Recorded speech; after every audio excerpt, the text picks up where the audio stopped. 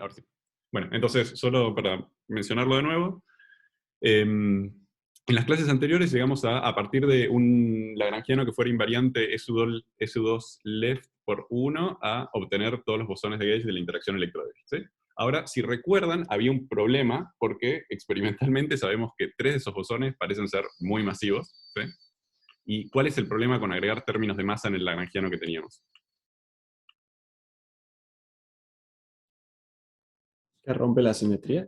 Rompe la simetría de gauge, ¿no? O sea, fíjense que cualquier término de masa sería el campo contraído con el campo, y cuando uno haga la transformación de gauge aparecen términos, si recuerdan, el campo cambia con un término extra que rompería la simetría de gauge. ¿Sí? Entonces, perdón, ahí. Entonces, el problema es que, o sea, obtuvimos esos bosones, los bosones de gauge de la interacción electrodébil, pero no les podemos poner términos de masa explícitamente porque eso rompería la simetría de gauge. Entonces, buena parte de esta clase va a estar concentrada en decir, bueno, ¿cómo podemos hacer para darle masa a esos bosones? Entonces, voy a dar un par de pasos hacia atrás antes de mandarnos a hacer esa cuenta, ¿sí? Entonces, lo primero que quería discutir es, bueno, cómo uno puede hacer aparecer términos de masa a partir de lo que es una ruptura espontánea de simetría. ¿Sí? Entonces, esta parte me imagino que ya la contaron en la teórica, así que ya se las escribí. La voy a ir pasando lento igual por las dudas. ¿Sí? Pero la gracia es, bueno, imaginemos que tenemos en lagrangiano un campo escalar real, súper sencillo, ¿sí? Sin masa todavía, bueno, y le ponemos este potencial. Obviamente uno podría decir, che, bueno, este primer término del potencial vos podrías interpretarlo como la masa, ¿sí? Vamos a ver que eso depende del valor de este mu, ¿no? Porque recuerden que tiene que haber un signo menos o sea, tiene que haber un signo de diferencia entre el término cinético, entre esta cosa, ¿sí? Y el término de masa. ¿Ok? Entonces, el caso sencillo es, bueno, si este mu cuadrado que estoy poniendo acá en el potencial es positivo, no hay mucho problema, ¿no? O sea, uno tiene el potencial en ese caso, si lo grafica, es súper sencillo, es una cosa cuártica, ¿sí? El mínimo está en 0, así que el estado fundamental corresponde a phi igual a 0, ¿sí?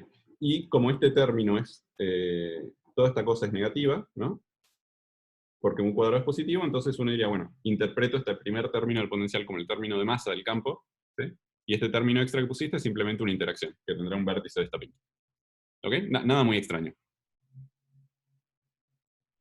¿Sí? La cosa curiosa aparece cuando uno dice, bueno, che, ¿qué pasa si ese mu cuadrado que pusiste en el potencial es negativo? ¿Ok? Porque si graficamos el potencial en ese caso... perdón, si quieren que baje un poquitito más lento, no sé si están copiando. En fin.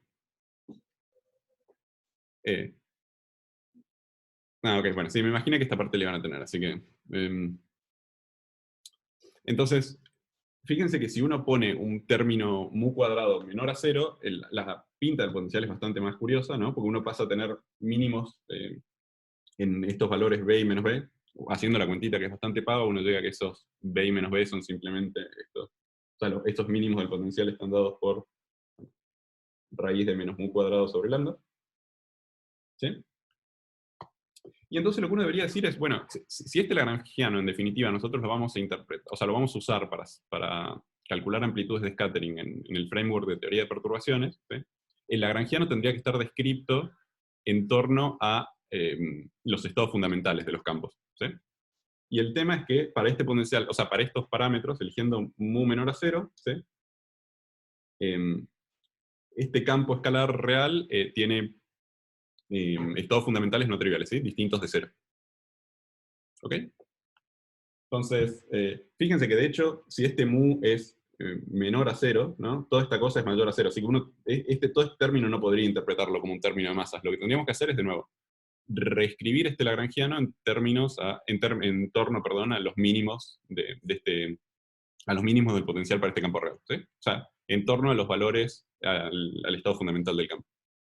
Entonces, hacemos eso, ¿sí? Entonces uno diría, bueno, agarro el campo y lo describo como el mínimo. Fíjense que a esta altura uno tiene que hacer una elección forzosamente, ¿no? Porque el lagrangiano original, creo que no lo mencioné, ¿sí? Pero el lagrangiano original era invariante en frente a reflexiones. Si uno agarraba el campo y lo mandaba menos el campo, el lagrangiano quedaba exactamente igual, ¿sí? De hecho, en términos de los mínimos, esa estructura sigue estando, ¿no? Porque uno podría elegir en principio cualquiera de los mínimos. Podría elegir B o menos B y todo estaría bien, ¿sí? La parte de ruptura espontánea de simetría viene a cuento de que cuando uno quiera hacer la descripción en torno, perdón, a uno de estos mínimos, forzosamente va a tener que elegir uno. ¿Sí? Entonces, podemos elegir el valor positivo, por ejemplo, ¿no? Y decir, bueno, escribo el campo como perdón, el valor que corresponde al mínimo de potencial más una pequeña perturbación, ¿sí? O sea, el campo nuevo, si quieren, en términos del cual tengo que escribir el lagrangiano, es esta perturbación H. ¿Ok? Y entonces digo, bueno, reescribo ahora mi potencial en términos del campo verdadero, si quieren, que son perturbaciones en torno al estado fundamental, o sea, el campo H. ¿Sí? Bueno, haciendo eso uno puede ver fácil que del potencial aparecen términos lineales en H, términos que van con H cuadrado, términos HQ, H cuarta y términos constantes. ¿Sí? Fíjense que como nosotros habíamos dicho que...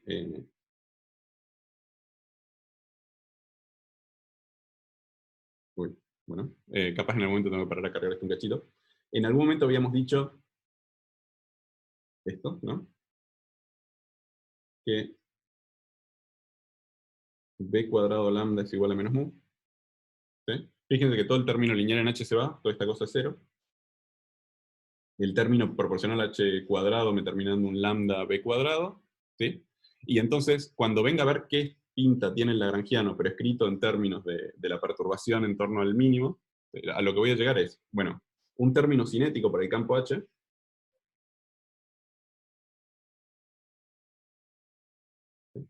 Fíjense que ahora sí me queda un término que tiene el signo correcto, o sea, un término de masa para el campo H también, ¿sí? Y nuevos términos de interacción, de autointeracción, ¿no? Estas cosas son vértices de la pinta, bueno, 3 H's interactuando o 4 H's interactuando. ¿Ok? Entonces me queda un término cinético, un término de masa y términos de interacción.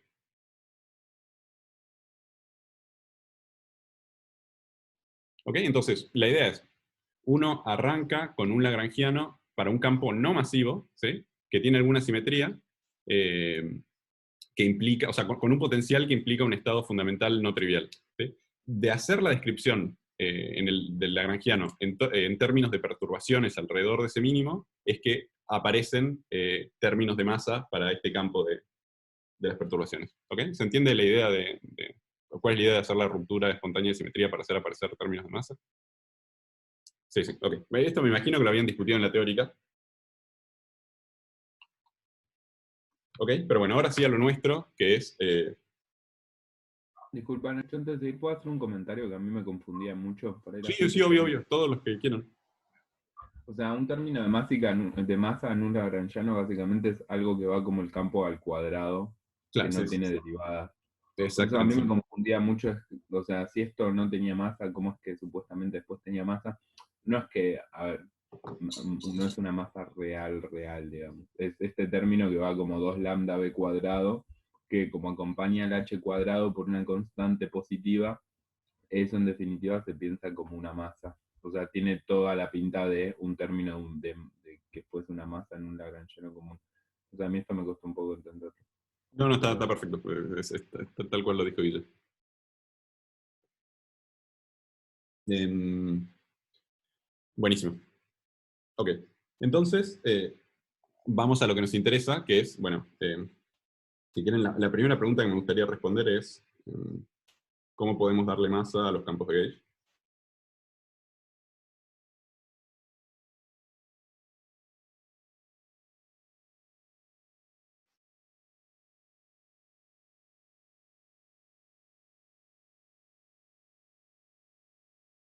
¿Sí? Entonces, vamos a ver que una posibilidad es repetir el procedimiento, ¿sí? Pero con un campo escalar un poquitito más complejo, o sea, justo, vamos a poner un campo escalar complejo, ¿no? O sea, consideremos el siguiente lagrangiano, que es un lagrangiano invariante local 1. ¿Sí? Entonces ya sabemos qué pinta tiene, porque esto lo armamos en algún momento.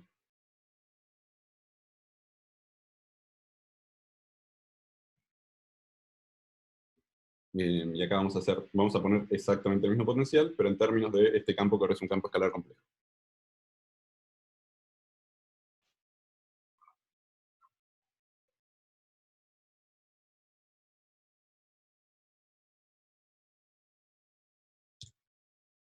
¿Ok? Entonces, de nuevo, vamos a hacer exactamente el mismo procedimiento, que es decir, bueno, si este mu cuadrado es menor a 0 y lambda mayor a 0, ¿sí? Y uno dibuja el potencial, bueno, en este caso es un poquitito más complejo, o es un poquito más difícil, ¿no? Pero fíjense que si este campo nosotros lo tomamos como 1 sobre raíz de 2, esto va a ser phi1 más phi2.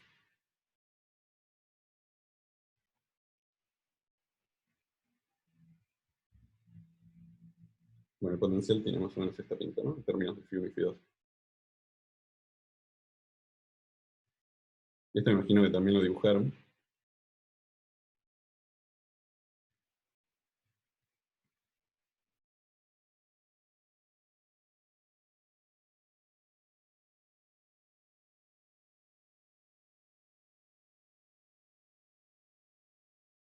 ¿Sí? Donde de nuevo, en principio, tengo, bueno, cualquiera de los mínimos sobre este circulito como un punto aceptable alrededor del cual puedo describir la teoría, ¿no?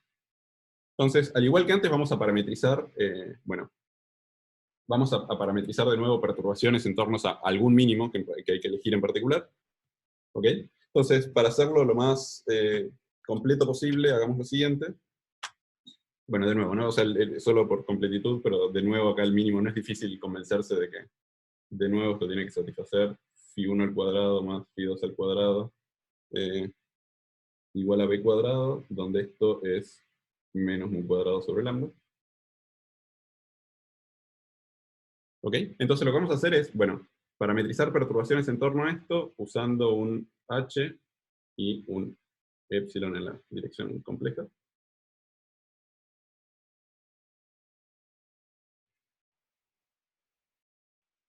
¿Sí? Así que vamos a usar que, bueno, phi lo podemos escribir como... De nuevo, lo que quiero hacer es hacer la descripción del campo en términos de perturbaciones en torno al mínimo. ¿Sí? Así que de nuevo esto lo voy a hacer como, bueno, elijo un mínimo, supongamos b real, ¿sí? Y la perturbación más general que puedo hacer es, bueno, algún campo en la dirección, en la parte, en la componente real, y alguna otra perturbación en la componente imaginaria. ¿Ok? Genial. ¿Sí? Entonces, bueno, de nuevo, lo que tendríamos que hacer es ir a nuestro lagrangiano y ver qué términos aparecen por poner este campo. Así que, en particular, el que me gustaría ver primero es ver, bueno, qué pasa cuando hacemos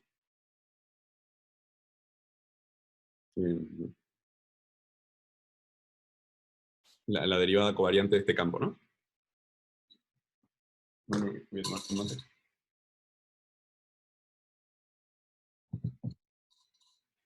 Sí, perdón.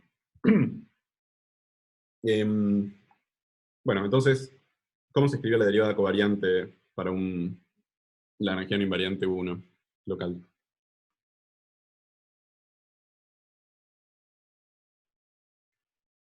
La derivada normal más IG por el campo, ¿no? Por el Perfecto. campo BEMU. Vemos, sí, tal cual. Como vemos en general uno lo usa cuando está poniendo... Está bien, sí, déjame que le ponga mu para estar de acuerdo a la anotación que usaba antes, pero sí, más un campo vectorial acá, ¿no? ¿Sí? Y en principio tendríamos, bueno, todo esto aplicado a nuestro campo, ¿no? Descrito en torno al mínimo, así que esto es b más h de x.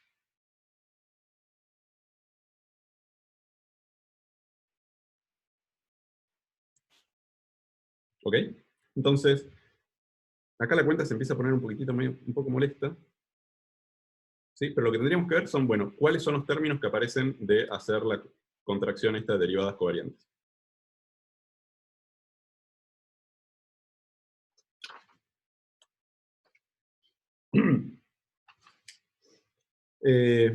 Fueron a hacerla, yo esta cosa la hice en matemática, pero...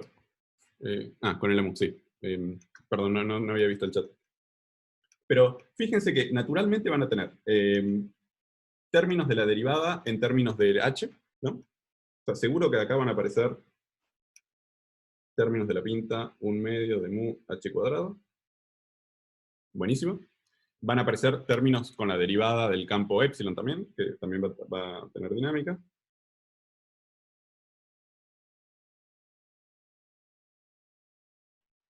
El campo psi, perdón. Sería. ¿Sí? Fíjense que me aparece un término, o sea, voy a hacer solo estoy buscando solo términos que tienen dos campos, para asociarlos o a partes cinéticas o a, o a términos de masa, ¿no? Entonces, fíjense que cuando haga la distributiva, ¿no? Voy a tener seguro términos que tienen un AMU por B, entonces cuando hago esos al cuadrado, me va a aparecer además el término que estaba buscando, ¿no? Que es de la pinta 1/2 B cuadrado, B cuadrado, AMU, AMU.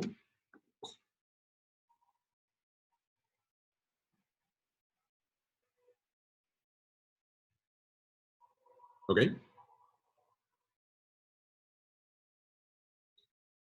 Y me aparece un término que es medio molesto, que es de la pinta, es este, PB, AMU, derivada AMU, epsilon. ¿Sí? El resto de los términos que aparecen van a ser de, o sea, si quieren, van a ser términos de interacción.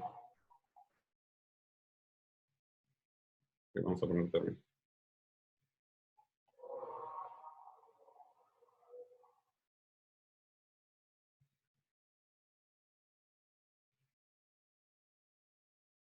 Sí, o si quieren, bueno, términos que son de orden mayor o igual a 3 en los campos.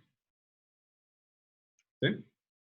Entonces, fíjense que uno podría decir, bueno, buenísimo, porque en principio hicimos aparecer el término que queríamos, ¿no? Que era un término cuadrático en el campo AMU sin derivadas, o sea, algo que nosotros en principio podríamos asociar a la masa de este campo de gauge.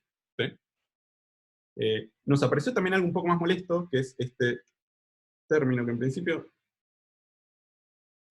tendríamos que interpretar. ¿Sí?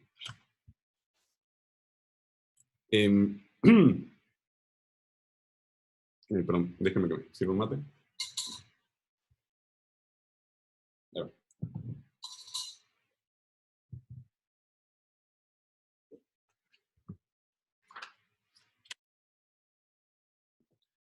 ¿Sí? Entonces, perdón, les estaba diciendo, como, fíjense que de hacer la ruptura espontánea de simetría de este U1 local que teníamos originalmente, lo que hicimos es, bueno, hacer aparecer un término de masa para el campo, buenísimo, ¿sí? Lo malo, si quieren, malo entre comillas, vamos a ver que se puede solucionar, es que nos apareció este segundo término que acopla el campo con una derivada de epsilon, que en principio es medio molesto, ¿sí? ¿Molesto en qué sentido, además? O sea, primero que no es un término para el que tengamos una interpretación clara, eso en primer lugar. La segunda es, fíjense que si hacemos el conteo de grados de libertad, ¿no? En nuestro Lagrangiano original,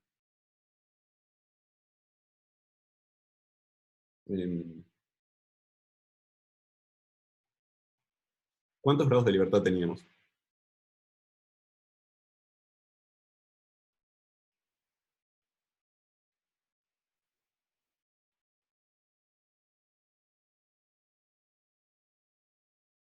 ¿Alguien me puede decir? Viendo los campos, básicamente. AMU, ¿cuántos grados de libertad tiene? Eso lo vieron con Matías.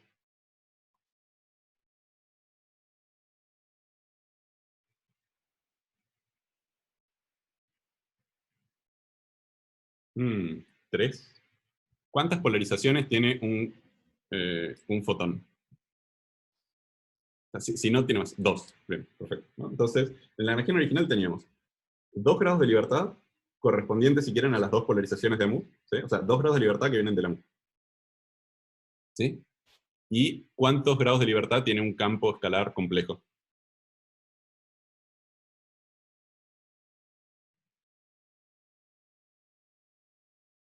Chan, chan, chan, chan.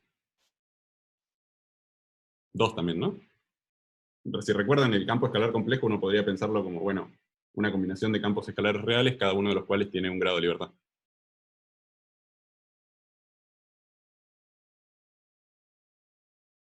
¿Ok? Así que en nuestro Lagrangiano original teníamos 2 grados de libertad de AMU y 2 grados de libertad correspondientes a el campo escalar complejo. ¿Sí? Así que 4 grados de libertad. Bueno, ¿cuántos grados de libertad tenemos en este lagrangiano primado? ¿Sí? Esto era en L, que era la descripción original del lagrangiano. Lo que me gustaría ver es, bueno, ahora lo que dijimos es, vamos a describir el lagrangiano en torno a alguno de los mínimos del potencial. ¿Cuántos grados de libertad nos están quedando? Tiene 4, no sé, contemos. O sea, H, o sea, un grado de libertad corresponde al campo H, ¿no? A la perturbación en la componente real. Un grado de libertad, perdón, tenemos un grado de libertad correspondiente a Xi, ¿sí? Al campo en la dirección compleja. ¿Y cuántos grados de libertad tiene ahora mu, ahora que ganó masa? Bueno, ahora, en principio, le acabamos de dar una polarización extra, ¿sí? Una polarización longitudinal, así que hay 3 grados de libertad de mu por el hecho de que es masivo, ¿sí? Así que fíjense que en este lagrangiano modificado tenemos 5 grados de libertad. Como bien decían en el chat, uno esperaría que cambiar el punto en torno al cual estoy describiendo el lagrangiano no agregue, o sea, no debería cambiar la física, ¿no? Y definitivamente no debería agregar grados de libertad. Entonces, uno llega a la conclusión de que alguno de estos grados de libertad que tenemos acá es espurio. ¿Sí?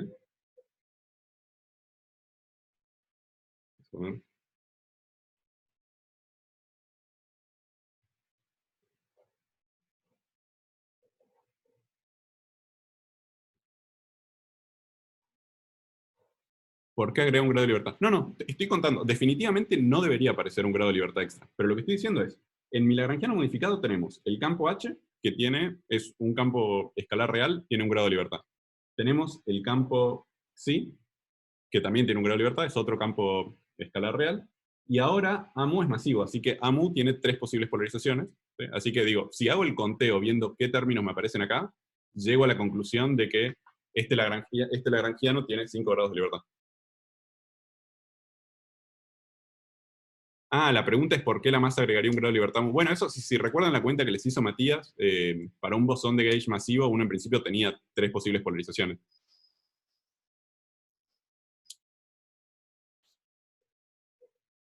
Ok, perfecto. O sea, de nuevo, o sea, apareció uno extra por el hecho de que le dimos más a mu, entonces a mu en principio ahora tiene una polarización extra. Entonces lo que estoy diciendo es, bueno, alguno de los campos que estoy poniendo, o sea, alguno de los grados de libertad que tengo en esta nueva descripción del lagrangiano tiene que ser espuria, ¿sí? No es difícil convencerse de que el que vamos a poder sacar es sí. De hecho, lo que uno podría hacer es decir, bueno, si vemos phi con un poquitito más de cuidado,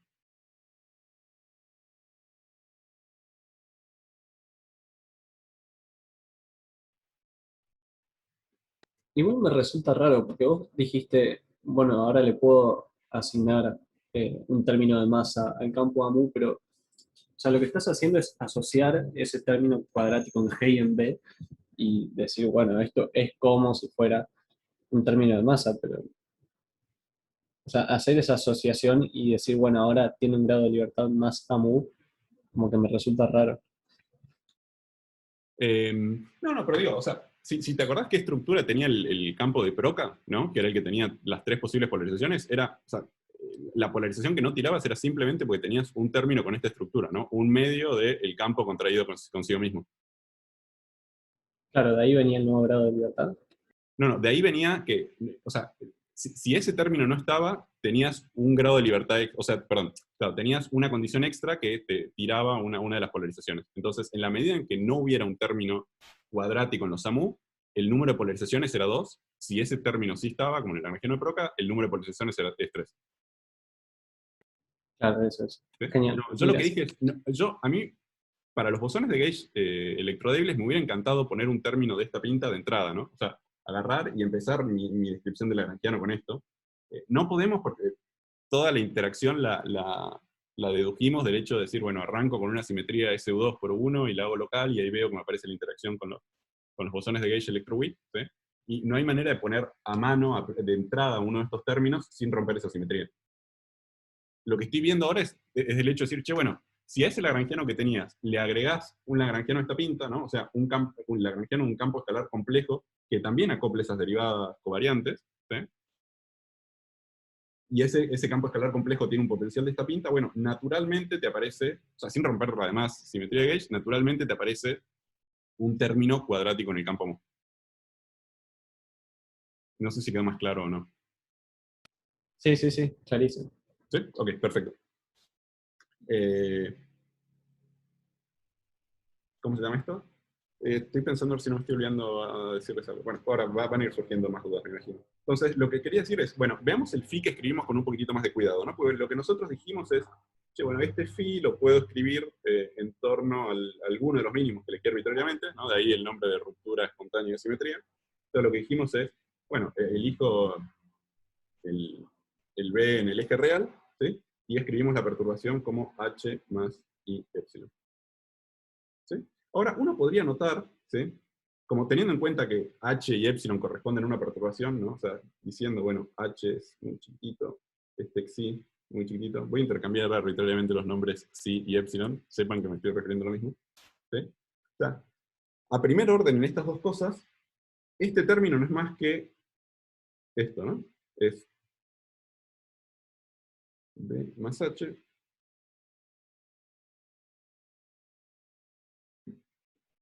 ¿Sí?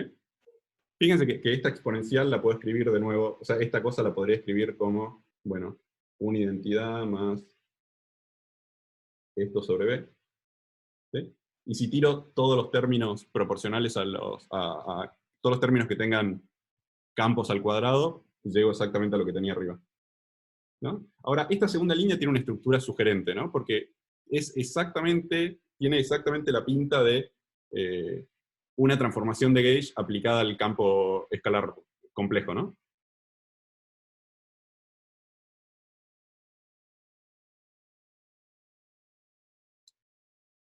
¿Sí?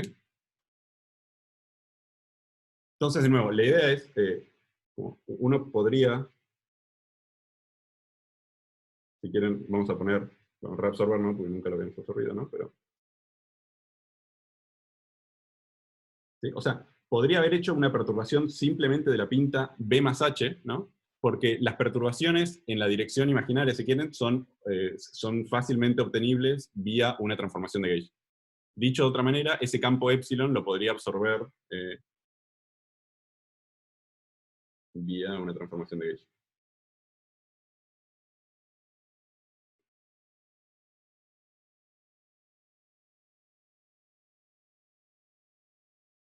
¿Sí? ¿Se ve? ¿Por qué ese xi que teníamos era espurio? ¿Se ve? Ok. Fíjense que de nuevo, si quieren... sí, sí. ¿No? O sea, lo que estoy diciendo es, uno podría haber arrancado, y en el lagrangiano, si quieren, podríamos haber hecho directamente los reemplazos de la pinta.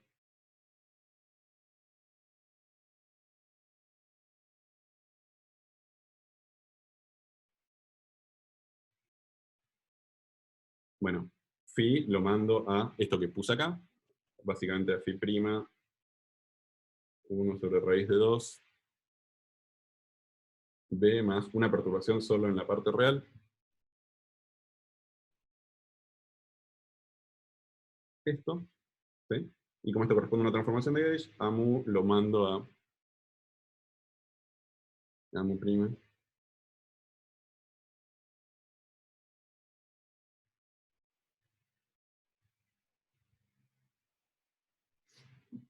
¿Ok?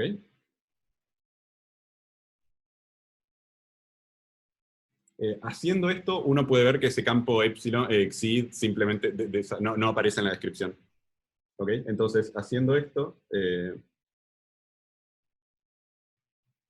tenemos que este de mu phi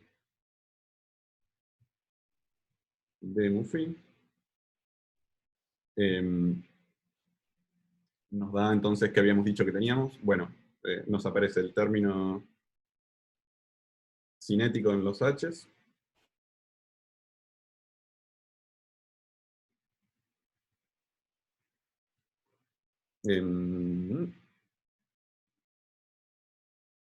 Y nos aparece este g cuadrado, b cuadrado sobre 2. Vamos. ¿Sí? Más términos de interacción.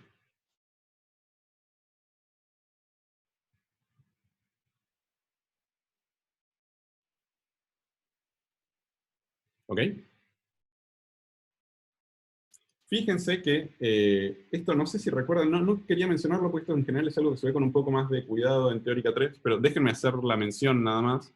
¿Les suena la expresión bosón de Goldstone? ¿No? Bueno, ok. La idea es la siguiente, es cada vez que uno tiene una simetría continua que se rompe espontáneamente, en ese caso, esto solo lo estoy mencionando, no importa, ¿vale? Entonces, la idea es, cada vez que uno tiene una simetría continua que es rota de manera espontánea, en este caso, esa simetría continua que tenemos es, bueno, rotar eligiendo alguno de estos mínimos, ¿sí? Bueno, el teorema de Goldstone lo que dice es, cada vez que se rompe una simetría continua, eso tiene que dar lugar a la aparición de un campo no masivo, ¿sí? Ese campo no masivo recibe el nombre de bosón de Goldstone. Y en este caso, el bosón de Goldstone es este sí, ¿no? Fíjense que es justamente el campo que nos aparece asociados a, bueno, acá es una rotación infinitesimal, ¿no? Pero en este punto la rotación sería movernos justamente en la dirección imaginaria.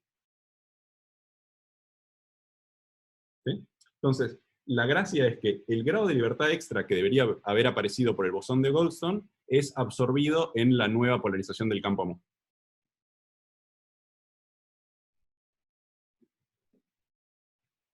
¿Ok? Fíjense que del campo escalar complejo la idea es que nosotros teníamos 2 grados de libertad. Bueno, uno va a parar a este H, que es un campo escalar real, así que eso tiene un grado de libertad. El grado de libertad adicional, que es en general el que uno hubiera asociado al Goldstone, es el que va a darle la polarización adicional al AMU, o si quieren hacerlo masivo. Eso solo como comentarios, no sé si se entendió. Lo puedo repetir si no.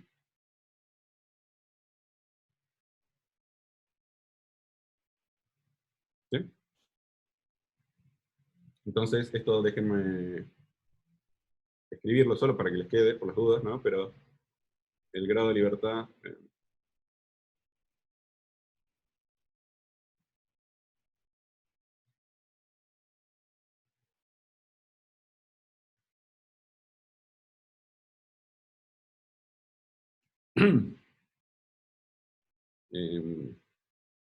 si tienen, le da masa al bosón de Goldstone.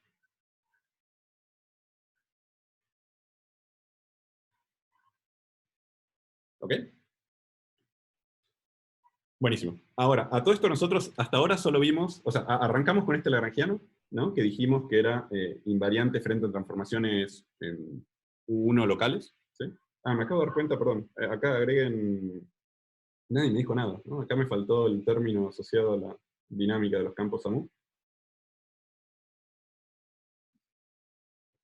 ¿Ok? Entonces, de nuevo, repasando un poquitito, lo que nosotros dijimos es, bueno, arrancamos con este lagrangiano, lo describimos en torno a alguno de los mínimos de este campo escalar real, ¿sí? Lo que vimos hasta ahora fue solamente cómo cambiaba el término de las derivadas. Lo que tendríamos que hacer ahora es ver, bueno, cómo cambia el término del potencial, ¿no? Entonces, si quieren, esta era la primera parte, que era decir, bueno, vemos cómo varían los términos de la derivada covariante. Ahora tendríamos que ver cómo cambian los términos del potencial.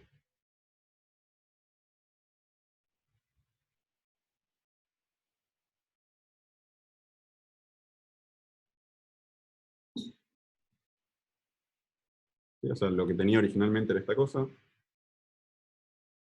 No, perdón.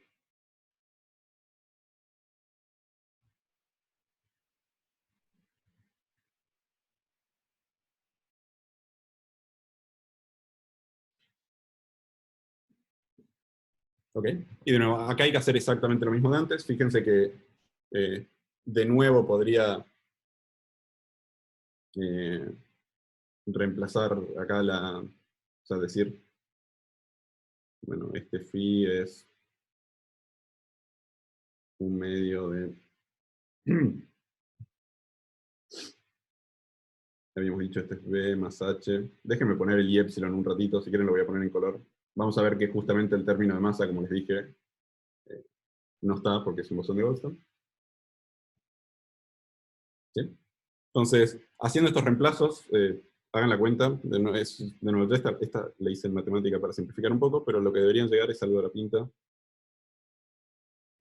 B cuadrado lambda más mu. O sea, un término cuadrático en sí, perfecto.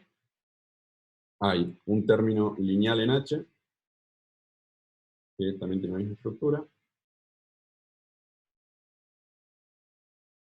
Hay un término cuadrático en H.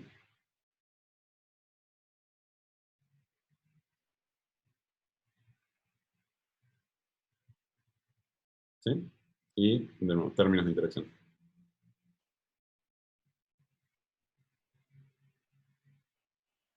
Donde, de nuevo, términos de interacción estoy diciendo términos que son de orden mayor o igual a 3 en los campos.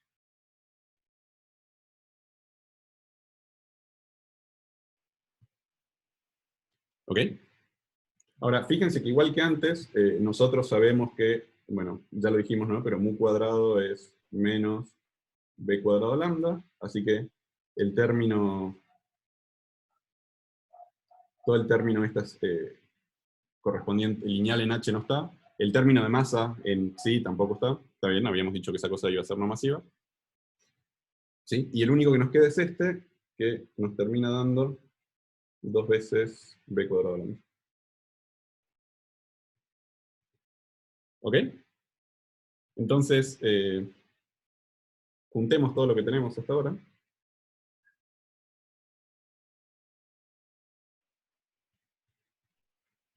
¿No? O sea, quiero juntar todos los términos que ahora escribimos en torno al mínimo del potencial para este campo escalar complejo, ¿no? Entonces, ¿qué tenemos? Vamos a ponerle a eso L'U1.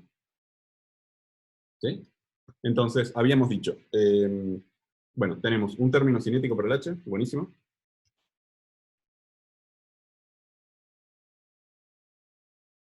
Tenemos el término cinético del F1, del campo mu, perdón.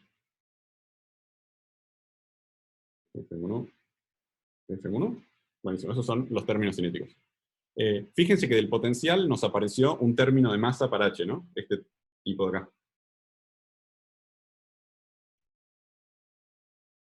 Así que esto vamos a ponerlo como menos 1/2, 2b cuadrado lambda h cuadrado. Tenemos un término de masa para el campo mu.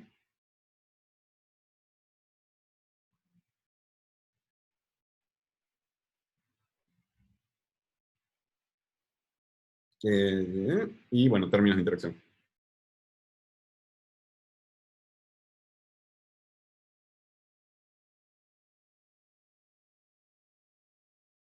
¿No? Entonces, fíjense que nosotros arrancamos con un lagrangiano invariante frente a uno local que tenía un campo escalar real no masivo y un campo AMU no masivo, ¿sí? Y haciendo esta ruptura espontánea de simetría lo que llegamos es, bueno, a un único campo escalar que ahora es real, no complejo, ¿sí? Un campo AMU que es masivo y además términos de interacción entre ambos. O sea, estos son términos cinéticos.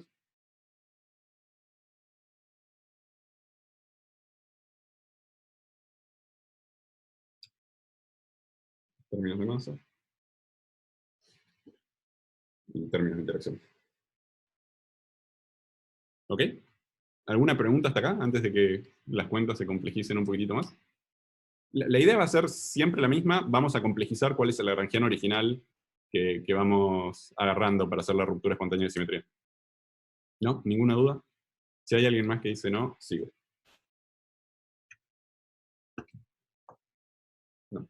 Ok, buenísimo. Entonces, vimos que con esto le podríamos dar masa en principio al bosón de Gauge asociado a una simetría U1 local, ¿no? Entonces, bueno, acá es cuando uno empieza a ponerse ambicioso y dice, bueno, ya que estamos,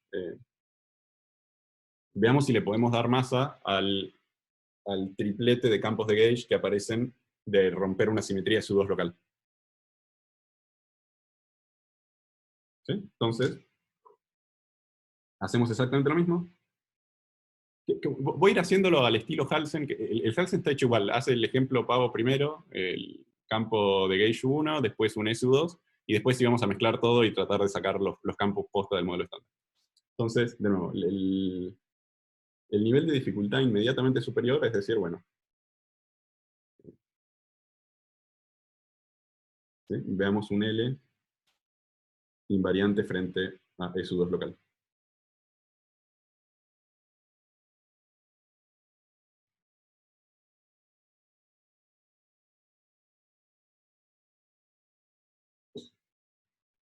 ¿Ok? Bueno, este ya sabemos qué pinta tiene porque lo estudiamos bastante. Lo habíamos armado. Entonces, lo que vamos a poner acá es un doblete de campos escalares complejos. En su momento lo habíamos puesto phi grande. Vamos a poner exactamente el mismo potencial de antes.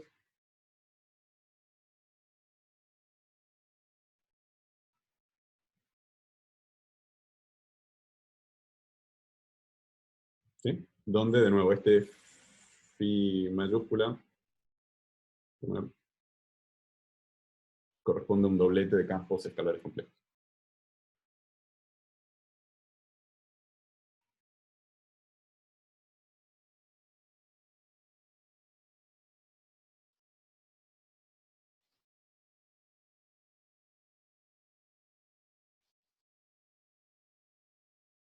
¿Sí? Si quieren este phi grande, se puede escribir como 1 sobre raíz de 2. Phi 1 más i phi 2. Y 3 más i phi 4. Donde cada uno de estos phi sub i es un campo escalar real.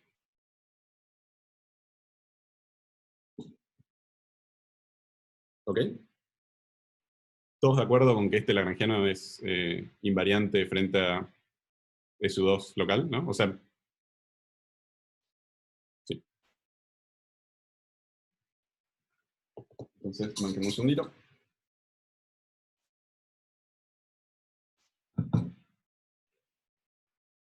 Bien. Perdón, ahora sí.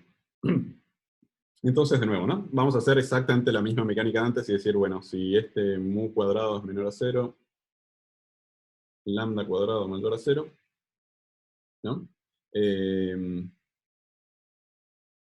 Bueno, entonces, toda esta cosa, todo este...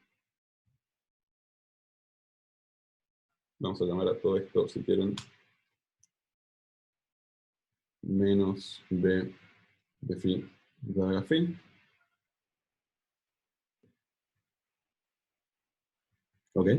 Bueno, entonces, en ese caso, este b de phi de phi, bueno, vuelve a tener un mínimo de potencial.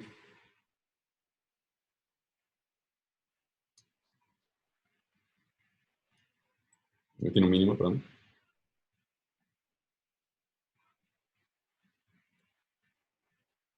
Infinito, ¿no?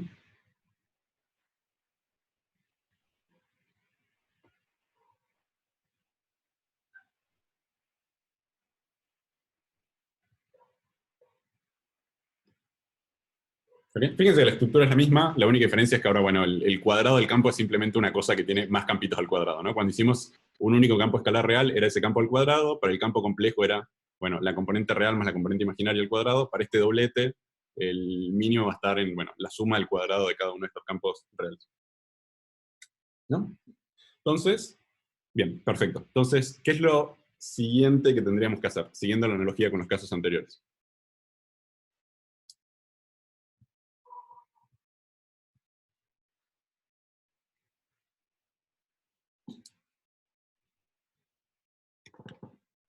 Chan, chan, chan, chan. ¿Alguna idea? Tendrías que hacer el desarrollo de los campos para cada uno, ¿no? Para cada... Exactamente, tal cual. Lo que tenemos que hacer ahora es decir, bueno, agarro este campo phi mayúscula que tengo escrito, ¿sí? Y lo escribo en términos de perturbaciones en torno a este mínimo. Y lo que tengo que tratar de hacer es después simplemente reescribir el lagrangiano en términos de esos campos asociados a perturbaciones. Entonces, hagamos exactamente eso. ¿Sí? Entonces, vamos a elegir... Bueno, la primera parte, lo primero que uno debería hacer es, bueno, elegir un mínimo, ¿no? Entonces, vamos a... Esta es la parte que es totalmente arbitraria.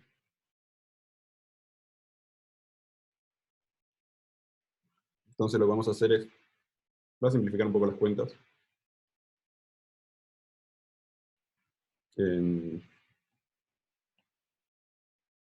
¿Sí? Entonces elegimos este mínimo y entonces lo que tenemos que hacer es escribir el campo en términos de perturbaciones alrededor de este mínimo. Vamos a ver qué alcanza con lo siguiente. Déjenme poner esto. O sea, en lugar de mandarme a hacer, porque lo que podría hacer en analogía al caso anterior es escribir perturbaciones de esto si quieren no lo copien, ¿no? Pero podría considerar perturbaciones de la pinta, bueno, un alfa 1 más un i alfa 2, y acá tengo b más algún alfa 3 más i alfa 4, ¿no? Esto es lo más general que puedo hacer. Bueno, eso va a dar lugar a una plétora de términos después, en los que van a aparecer un montón nos van a aparecer un montón de grados de libertad espurios, ¿sí? Así que vamos a ser un poquito más inteligentes a esta vez, y vamos a tratar de sacar todos los grados de libertad asociados a asimetría frente a transformaciones de gauge antes de mandarnos a hacer la cuenta. ¿Sí? Entonces, eso que estoy diciendo, lo voy a escribir un poquitito mejor, pero lo que quería decir es, vamos a ver qué alcanza con considerar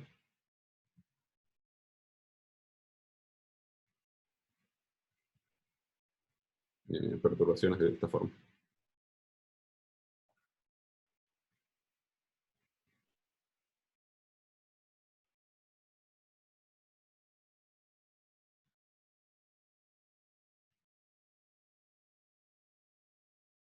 ¿Sí? De la pinta f de x, y solo voy a cambiar la componente real de la parte inferior. Igual por analogía con lo anterior, siempre sacás la parte imaginaria de los campos de la perturbación. No, fíjate que en este también estoy sacando la parte real de la componente superior, ¿no?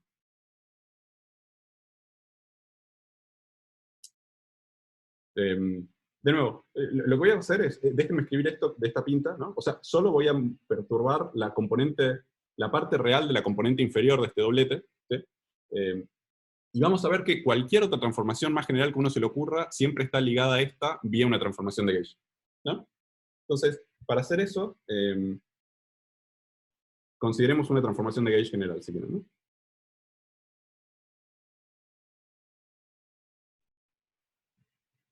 Pero una transformación SU2 general.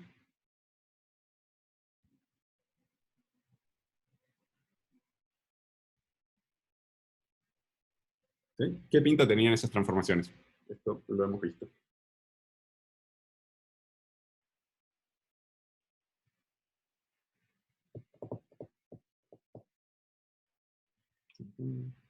Bueno, acá lo que teníamos que poner era, o sea, en principio, bueno, los parámetros asociados a qué transformación vamos a hacer, y teníamos los generadores de SU2, ¿no? Tal cual. Déjenme poner para simplificar las cuentas, acá voy a poner un 1 sobre b, que vamos a ver que ayuda, ¿no? Pero entonces, una transformación de gauge, una transformación SU2 genérica sobre este doblete de campos va a ser de la pinta, bueno, esto aplicado a b más h sobre raíz 2.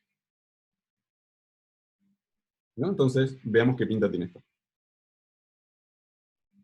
Entonces, como matriz, esta cosa de acá, fíjense que tiene la siguiente estructura, ¿no? En los términos diagonales tenemos, bueno, los términos asociados a la identidad.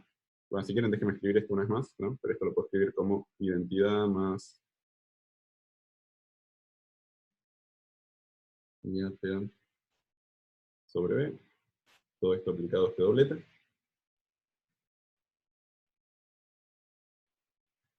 ¿Sí? Y ahora sí. Matricialmente, ¿qué pinta tiene esta cosa? Bueno, en la diagonal tiene básicamente los términos de la identidad y los términos que vienen del T3. ¿Sí? Y en la antidiagonal tienen los términos de T1 y T2, básicamente. Así que esta matricita tiene la pinta,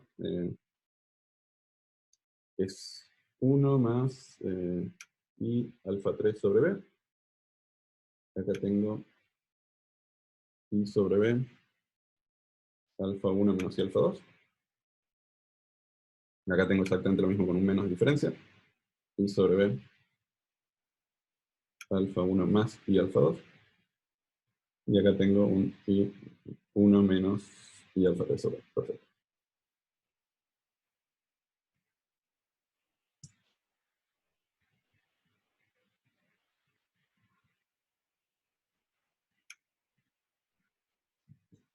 ¿Ok?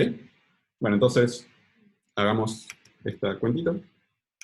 ¿no? En la componente superior me queda, tengo este menos i sobre b, alfa 1 menos i alfa 2, todo esto por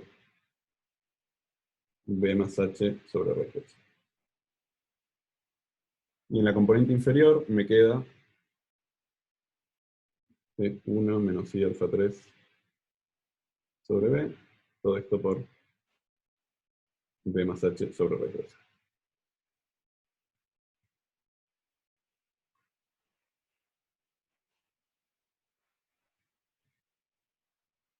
¿Ok? Y ahora fíjense que de nuevo, h es chiquitito porque es una perturbación, y los alfas también son chiquititos, ¿no? Porque estoy pensando en una transformación infinitesimal. ¿Ok? Entonces, si tiro cualquier cosa que sea cuadrática en los alfas y h, fíjense que lo único que me queda es, del primer término, solo me pueden sobrevivir las cosas con b, así que eso me queda un i sobre raíz de 2, alfa 1 menos i alfa 2. Y abajo me queda, bueno, el primer término igual, b más h sobre raíz de 2. Y el segundo solo me queda la parte b.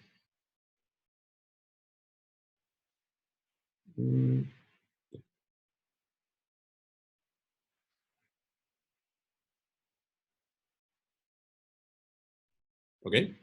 Entonces, fíjense que cualquier perturbación que uno se le ocurra, ¿no? Fíjense que con esto, o sea, con h y los 3 alfas, yo podría hacer, de nuevo, una perturbación tan general como quiera, ¿no? Quiero decir, cualquier transformación que a uno se le ocurra, ¿sí? Está conectada con esta, que es bastante sencilla, que nosotros estamos usando, vía una transformación de SU2.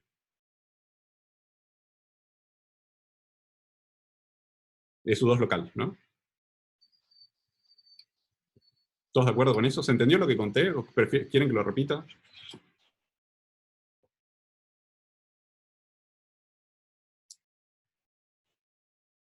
Se entendió. Ok, déjenme solo por las dudas. De nuevo, la idea es, yo dije que cualquier perturbación, la perturbación, o sea, sin perder generalidad, podía escribir la perturbación en torno al mínimo de esta pinta. Lo que les acabo de demostrar es que cualquier otra perturbación que uno se le ocurra está conectada vía la que yo... podría repetirlo bien, perfecto. Pero lo que yo dije es, no pierdo ninguna generalidad si hago una perturbación en torno al mínimo de esta pinta. ¿Por qué no? Bueno, acabo de mostrar que si agarro este tipo, ¿sí? Y le hago una transformación de gauge SU2 o SU2 local, ¿sí? Puedo llegar a cualquiera que se me ocurra. O sea, la perturbación más general que se te ocurra, ¿no? Que es cambiar algo en la componente real e imaginaria de las componentes superiores e inferiores, está conectada con la que yo escribí vía una transformación de gauge SU2. ¿Sí? ¿Se entendió mejor, Andrés? Lo puedo repetir de nuevo. ¿Se entendió? Bien, buenísimo. Entonces, de nuevo, el corolario de esta cosa es, alcanza con considerar perturbaciones de esta pinta. ¿Sí? Eso es lo que me interesaba. Porque, de nuevo, cualquier otra... ¿Por qué esto no me escribe? Me van a tener que bancar 2 segundos. Pueden ir haciendo preguntas. Bánquenme que desconecto esto. De verdad es un minuto nada más que cargue el lapicito. Perdón. Voy a dejar de compartir. En un minuto ya carga como para terminar la clase, así que pueden ir preguntando si quieren en el medio. Perdona.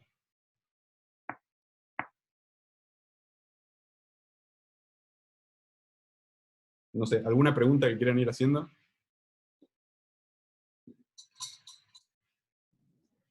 Nacho, ¿se me escucha? Ahí. Sí, se escucha. Genial.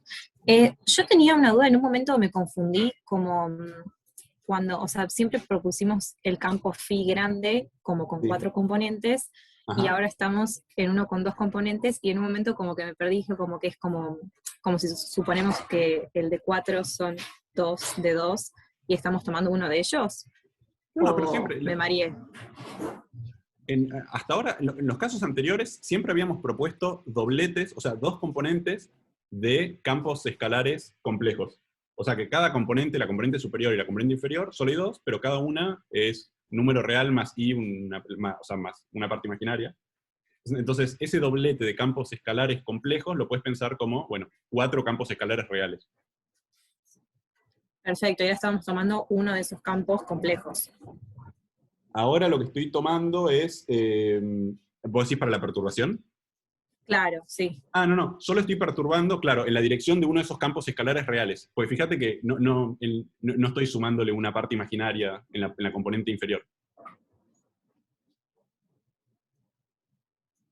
Ah, perfecto. O sea, Listo, digo, de ya, ya. de las 4 variaciones que uno podría hacer, solo estoy haciendo una, y lo que dije es que la más general está conectada con esa vía una transformación de SU2, que la podemos absorber en una transformación de Gauge, así que no hay problema. Perfecto. Buenísimo, genial. Ahí ya, Bueno, ahí ya vuelvo a estoy. conectar, que ya estoy. Gracias. No pasa nada, aprovechen y prepárenme las veces que consideren necesario, de verdad no hay problema.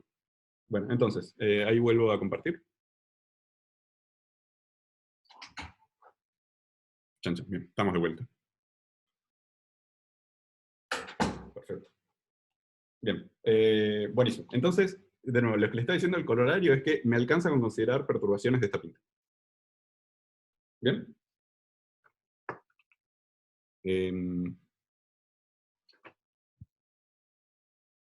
¿Se escucha? Joder, bien, genial. Ahí se está viendo la pantalla ahora, ¿no? Sí, bien. Buenísimo. Entonces, bueno, listo, perfecto. Entonces ya tenemos escrito el campo en torno de los mínimos. Lo que queremos ver ahora es cómo cambia el lagrangiano, ¿no? Entonces lo que queremos hacer es, si quieren, queremos reescribir L, ¿sí? Pero ahora en términos de este nuevo H.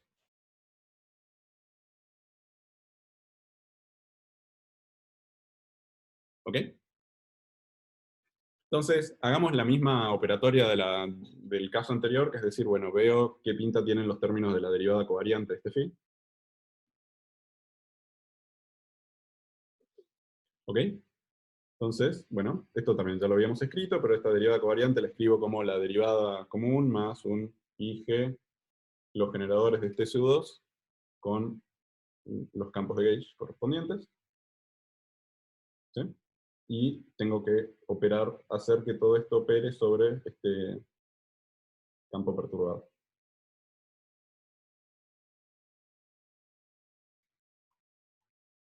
¿Bien? Bueno, entonces lo que tenemos que hacer ahora es ver qué pinta tiene esta cosa matricialmente.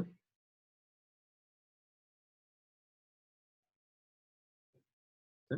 ¿Alguien me dice qué pinta tiene esto como matriz?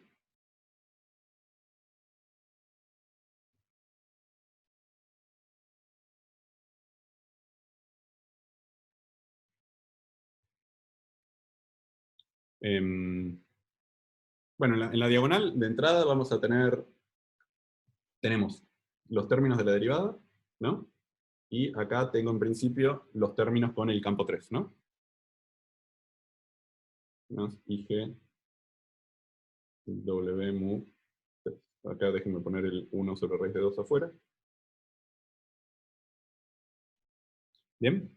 En la antidiagonal acá vamos a tener un IG. Bueno, y tenemos la combinación esta de W1 con W2. Menos I W mu 2. Acá tenemos lo mismo. IG.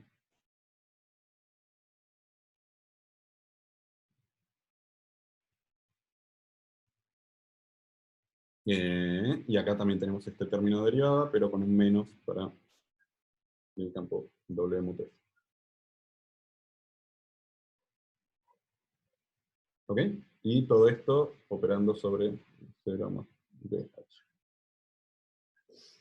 ¿Ok? ¿Alguien recuerda quiénes son estas combinaciones que tenemos acá en la antidiagonal?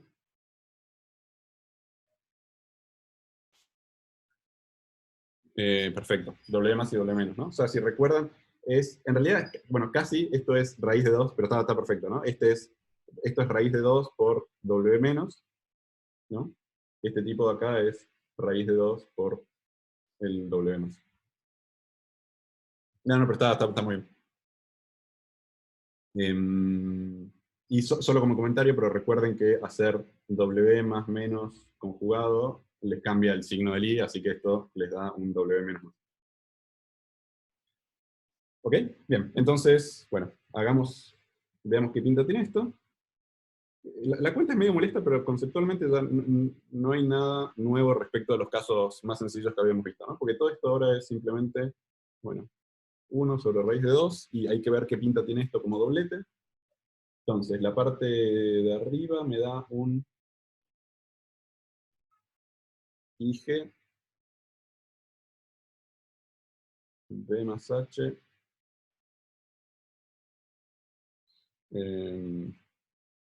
pero me comí una cosa, bueno. Más. Acuérdense que los generadores, los TA son las matrices de Pauli sobre 2, ¿no? Así que acá tenía un sobre 2, sobre 2, sobre 2, sobre 2.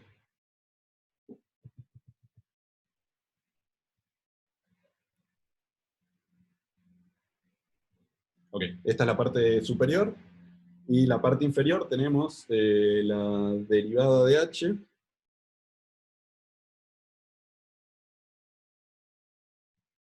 Menos este F sobre 2.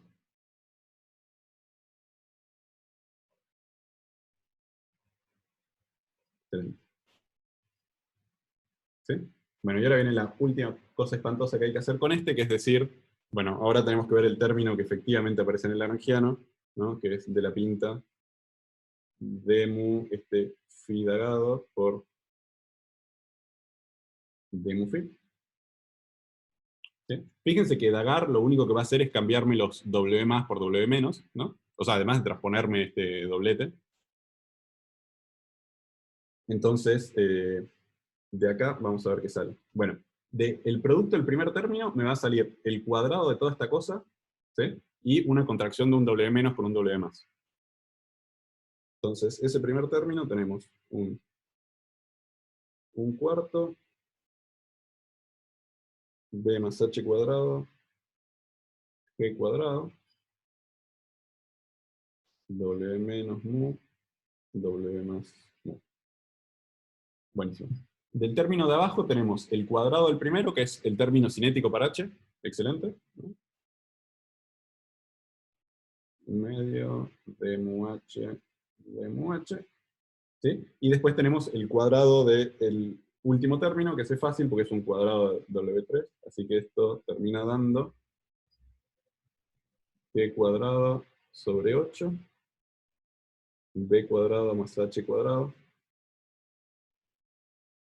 W mu 3, W. ¿Ok?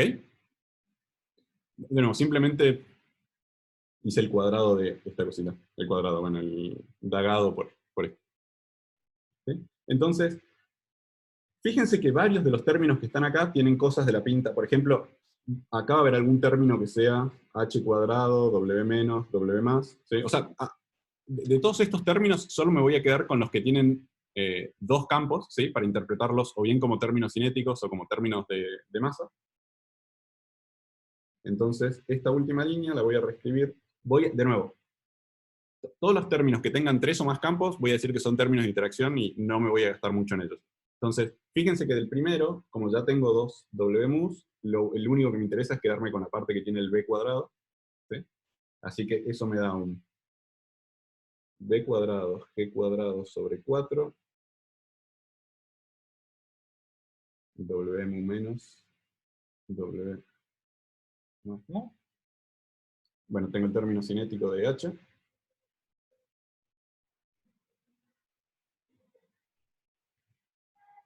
Y me queda en en este, también de nuevo, solo me quedo con la parte del B, así que esto me da un G cuadrado, B cuadrado sobre 8, W3 mu. W3 mu. ¿Sí? Más términos de interacción.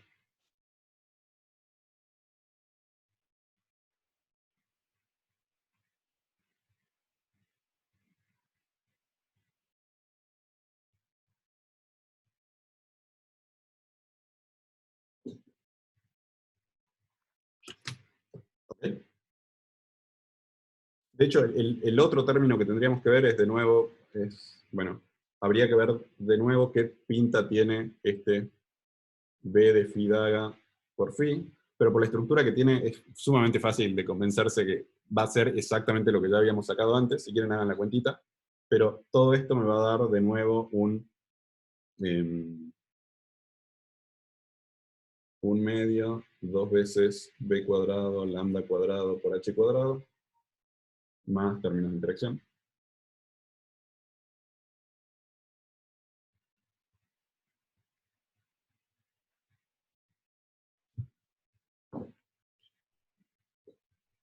¿Ok? Entonces, bueno, juntemos todo de nuevo en L'.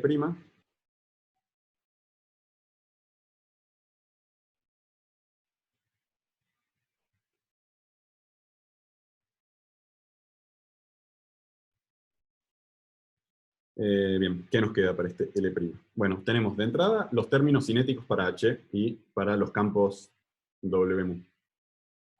¿No? Así que términos cinéticos tenemos estos.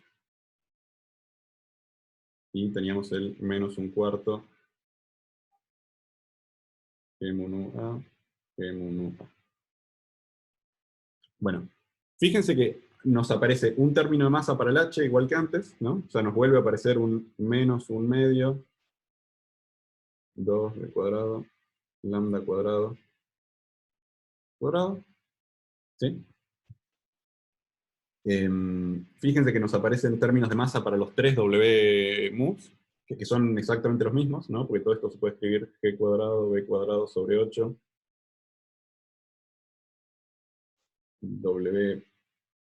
W1 mu,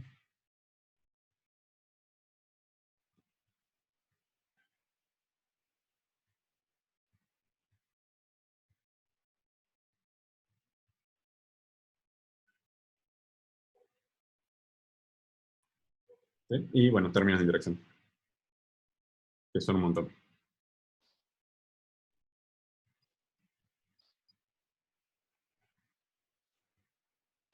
¿Ok? Entonces, fíjense que agarrar o sea, acoplar considerar un campo invariante frente a SU2 local para este doblete de campos escalares complejos, ¿no? con este potencial, y describirlo en términos de perturbaciones en torno al mínimo, lo que hace es darme lugar a un término de masa para ese campo, ¿no? O sea, donde esto sería, bueno, la masa de este campo Higgs, si quieren, al cuadrado. ¿Sí? Me aparecen términos de masa para, vamos a escribirlo un poco más sugerentemente,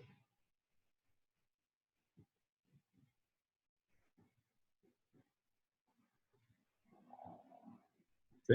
Me aparecen términos de masa para los bosones de Gauge.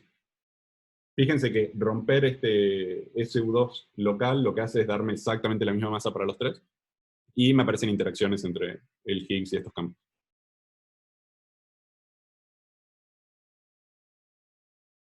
¿Ok? Ok. Bien, entonces, créanme que con esto casi que tenemos todos los ingredientes que necesitamos, ¿sí? Porque, o sea, hasta acá perfecto. Fíjense que con esto resolvimos uno de los problemas graves que teníamos, que era el hecho de decir, bueno, nosotros generábamos, o sea, podíamos hacer aparecer lo que uno asociaría a los bosones de Gauge de la interacción electrodébil, pero no podíamos ponerle masa. Bueno, acabamos de ver que usando este mecanismo de ruptura espontánea y simetría, podemos hacer aparecer términos de masa para los Ws y para el campo de Gauge 1. ¿Sí? Hay un problemita, que es que nosotros sabemos que en realidad los campos físicos corresponden al fotón y al campo Z, que son combinaciones del campo de Gauge 1 y el campo de Gauge 3 de SU2. ¿Sí? Y además necesitamos que la combinación sea tal que el fotón no gane masa, pero el campo Z sí. Así que, si quieren, hicimos un primer paso, que es decir, bueno, ¿cómo podemos hacer aparecer términos de masa para los bosones de Gauge? ¿Sí? Lo que nos faltaría hacer ahora es decir, bueno, ¿cómo hacemos que las masas de los campos físicos sean las correctas?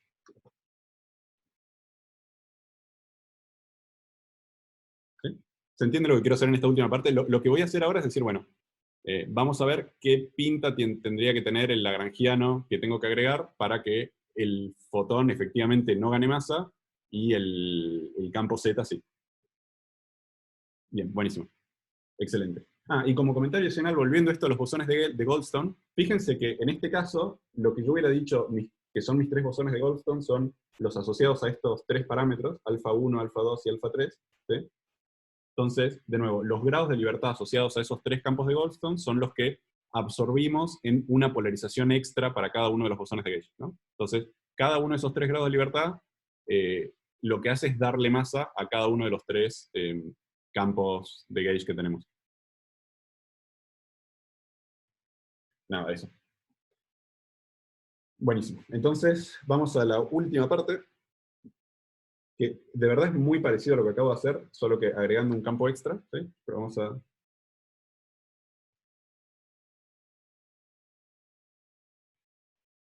¿Sí? Entonces vamos a repetir el cálculo.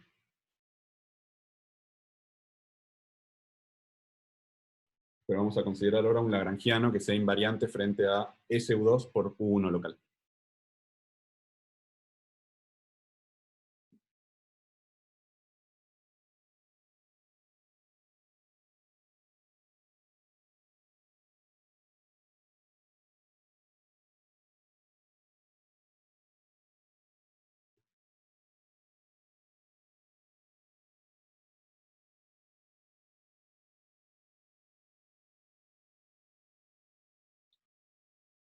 ¿Bien? Entonces, bueno, ese lagrangiano en realidad tiene exactamente la misma estructura que el que acabamos de escribir. Si quieren, bueno, acá podría ponerle esto. No lo hice para los anteriores, pero esto es para SU2 por U1. ¿Sí? Y de nuevo, este tipo tiene exactamente la misma estructura en términos de derivada covariante y doblete de campos. ¿Sí? Phi mayúscula va a volver a ser un doblete de campos escalares complejos.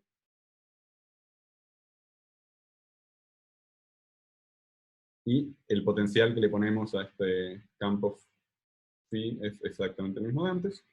¿Sí? O sea, nada nuevo, la única diferencia es que ahora la derivada covariante tiene un campo de Gauge adicional. Entonces lo más general que podemos escribir es, bueno, esto es una cuestión de convención, de la misma manera que estoy usando la misma convención que había usado Matías la clase pasada para la hipercarga. ¿No? O sea, me aparecería esta cosa, que en principio es alguna matriz diagonal, ¿no? O sea, este I grande es, bueno, I por la identidad, para algún I chiquitito, ¿sí? Y si quieren es la hipercarga del Higgs.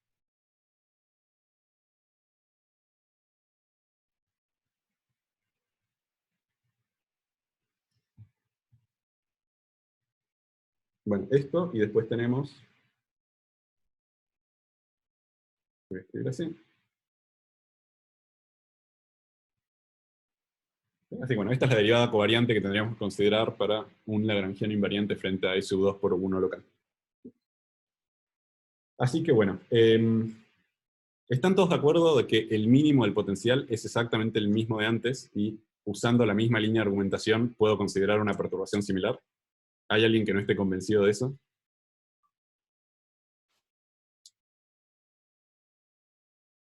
O sea, lo que estoy diciendo es, consideramos nuevamente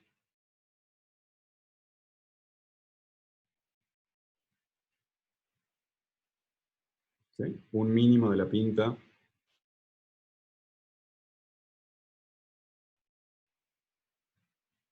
cero B y perturbaciones de la pinta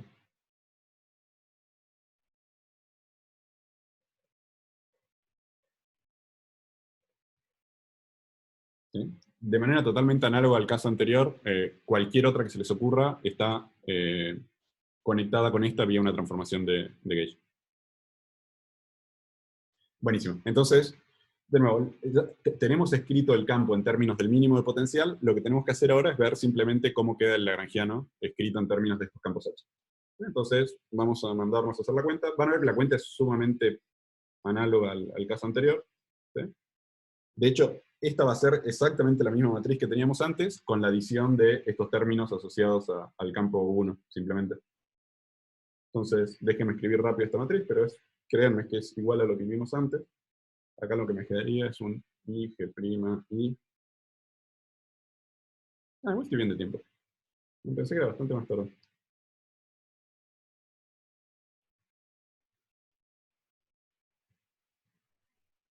¿Sí?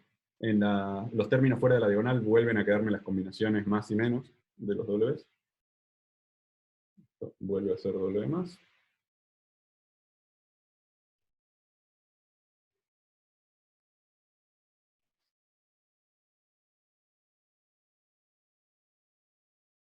W menos, y acá también tengo esta cosa con derivadas.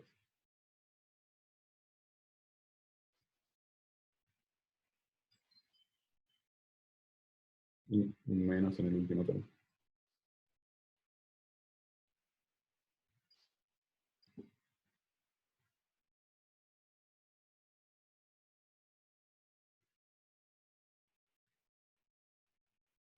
¿Sí? Así que es todo esto aplicado a 0b más h.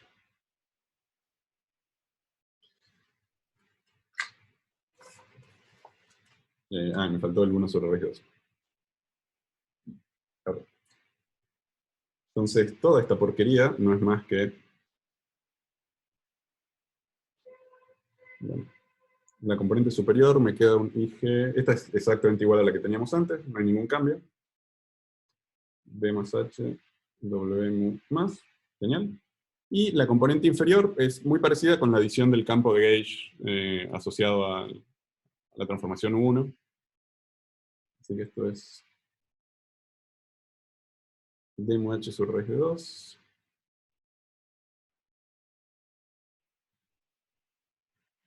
De nuevo, y acá, en lugar de aparecerme solo un campo W3, lo que me aparece es una combinación lineal de estos dos.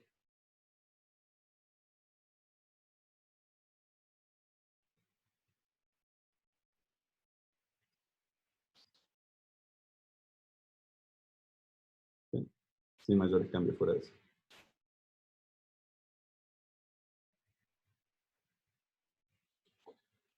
Buenísimo. Así que, de nuevo, lo que hay que hacer ahora es ver qué pinta, qué estructura tiene este D mu phi dagado por D mu phi.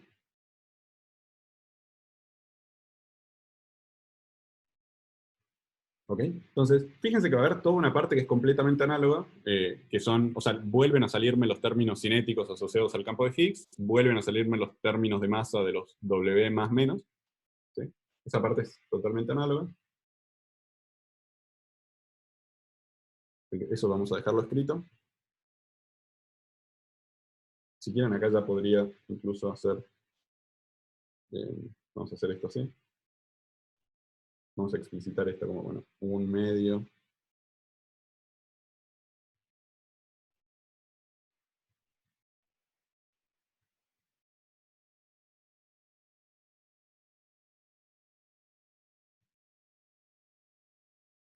¿Sí? Y lo que va a cambiar ahora es que en lugar de quedarme un término que sea cuadrático en W3, como era el caso anterior, lo que me va a quedar es una combinación de los B mus y W mus al cuadrado. ¿No? Entonces lo que me queda ahora es algo de la pinta, bueno, B cuadrado sobre 8, y acá me queda esta cosa que es un poco más molesta, que tiene términos cuadráticos en B,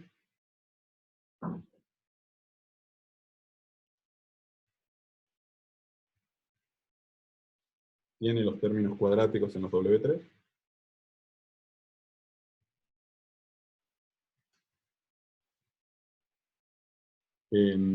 pero me aparecen estos términos que son un poquitito molestos, que son los que me acoplan los B mu con los W mu.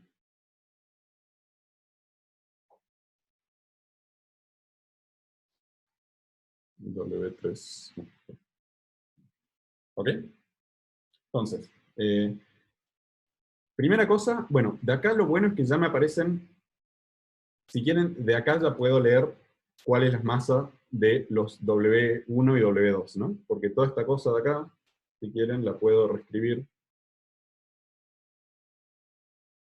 como un medio B cuadrado sobre 4, W1 cuadrado más W2 cuadrado. ¿Sí? Entonces, bueno, primera cosa buena, ya hicimos aparecer, que esto ya lo teníamos de antes en realidad, pero ya hicimos aparecer términos de masa para dos de los bosones de Gauge, ¿no? Los que están asociados al W más y W menos. Que sabemos que tienen que tener la misma masa, ¿no? Buenísimo. ¿Sí? De hecho, bueno, si quieren, perdón, pero que lo estoy haciendo medio apretado acá, pero de acá uno ya podría leer que, bueno, la masa de W1, 2 es GB sobre 2. ¿Ok? Los que son un poquitito más complicados son estos, son el BMU y el W3MU, ¿sí? Porque fíjense que ninguno de estos campos por separado es autoestado de masa, ¿no? O sea, no hay términos que solo tengan BMU con BMU y W3 con W3. ¿No? O sea, el hecho de que haya un término como este que me los acopla, ¿sí? Me dice que estos campos no son los autoestados de masa, o sea, no son los campos físicos.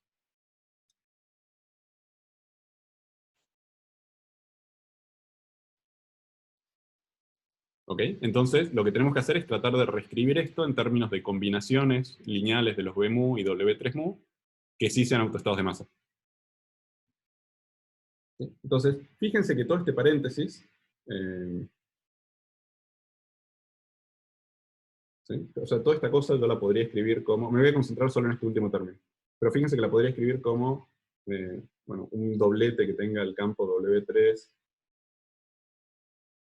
y el campo BMU, y acá una matriz de la pinta G cuadrado menos G' y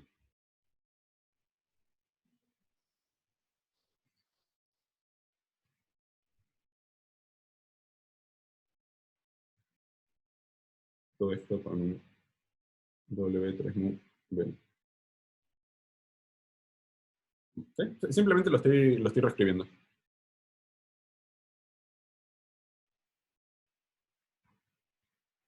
¿Sí? Bueno, y ahora la gracia es que esta matriz tiene, uno de los autovalores de esta matriz es 0. ¿Sí? O sea, esta matriz que tengo acá tiene un autovalor no nulo y un autovalor nulo, entonces esta combinación, o sea, esta contracción de dos vectorcitos con esta matriz, uno la puede reescribir como si quieren, voy a explicitar eso, escribiendo esto así. Menos G', y simplemente estoy reescribiendo esa contracción de... Esto es esto, más 0 por la combinación ortogonal.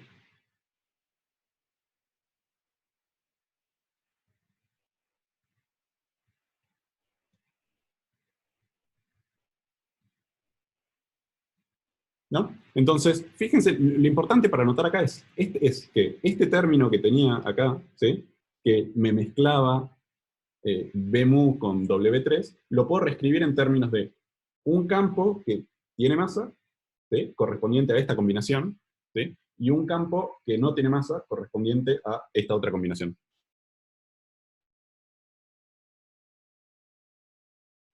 ¿Ok? Bien. O sea, lo que nos faltaría ver es si efectivamente estas combinaciones, o sea, lo que es seguro es que hacer esta ruptura espontánea de simetría para SU2 por U1 me da dos campos de gauge que tienen exactamente la misma masa, y después me da una combinación masiva de los campos y una combinación no masiva. Lo que nos falta ver es si efectivamente este tipo de acá es ZMU, y si este tipo de acá es lo que nosotros llamaríamos el fotón. ¿Ok? Porque si efectivamente pasa eso, estamos hechos, ¿no? Porque acabamos de encontrar cuál es el lagrangiano que tenemos que agregar, que le da masa solo a ZMU y deja el fotón como no masivo.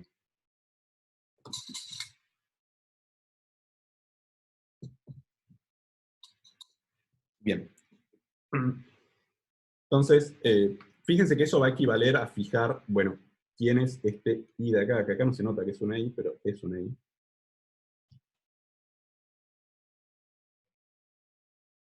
¿Sí? O sea, el que tenemos que fijar es, bueno, tenemos que fijar este valor de I, vamos a hacerlo de manera tal que estas sean las combinaciones que queremos. ¿Sí?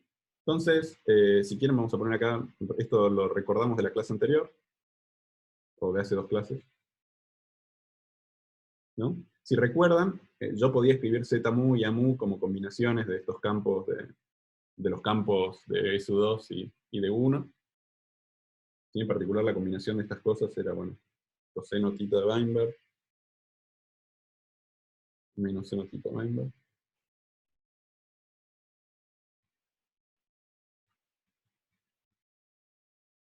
Coseno de este tipo por W3mu B.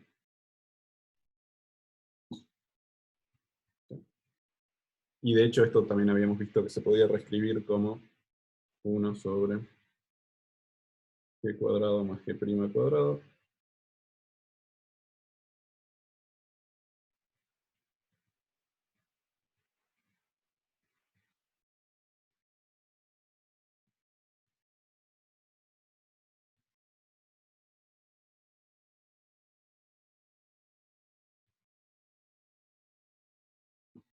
¿ok? Entonces, fíjense que si vuelvo a estas combinaciones que tenía acá, ¿no? Si fijo este i chiquitito, o sea, si fijo la hipercarga del Higgs en 1,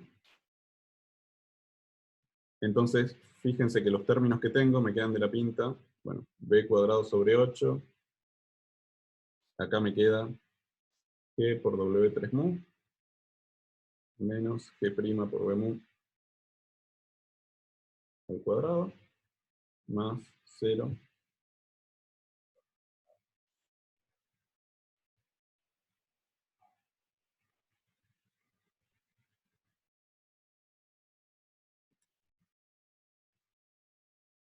al cuadrado. ¿Sí?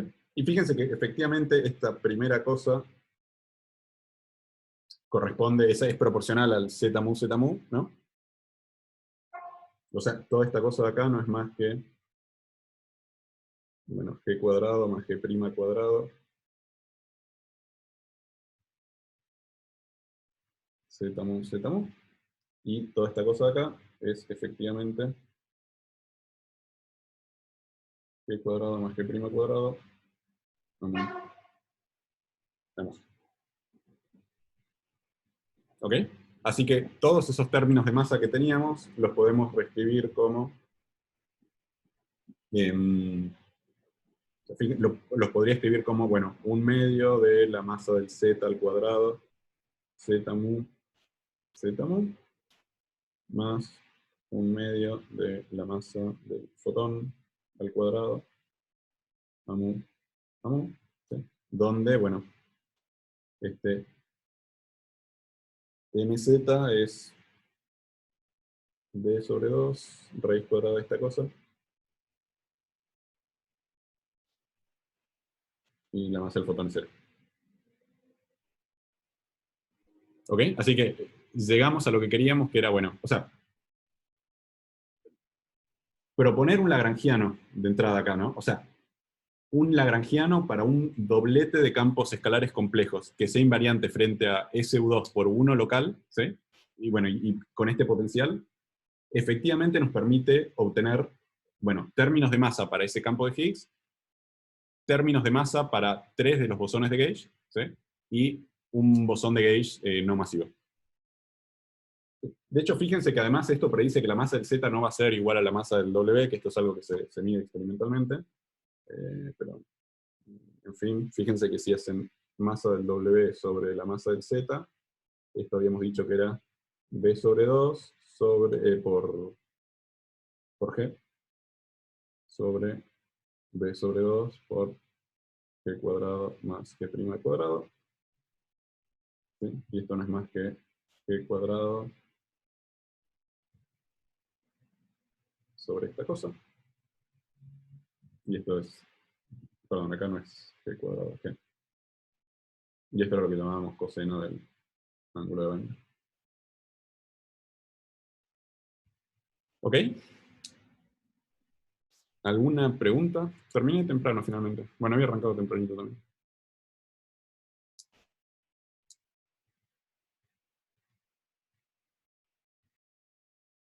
De esto no, ok. Bueno, entonces, de nuevo, solo como para remarcar los puntos importantes, fíjense que pudimos agregar términos de masa sin romper la simetría de Gauge vía, bueno, agregar al lagrangiano los términos correspondientes a estos dobletes de campos escalares complejos con ese potencial de Higgs.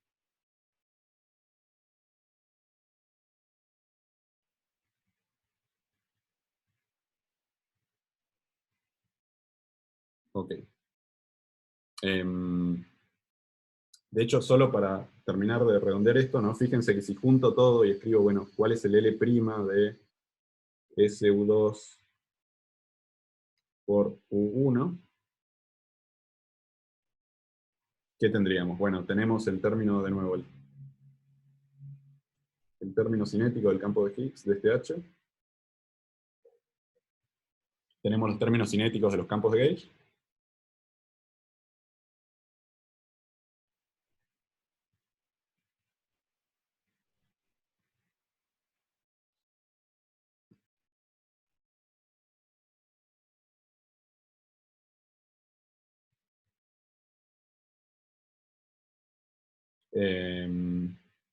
Tenemos los términos de masa ahora, ¿no? Entonces ahora además tenemos bueno, más 1/2 de la masa del Z al cuadrado, Z mu,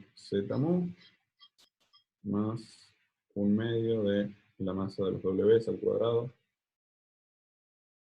W1 mu, W1 mu.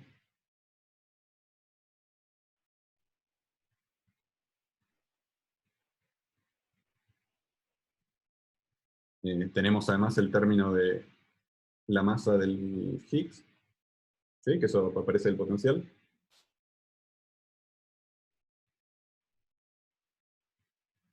Bueno, y sí, los términos de interacción.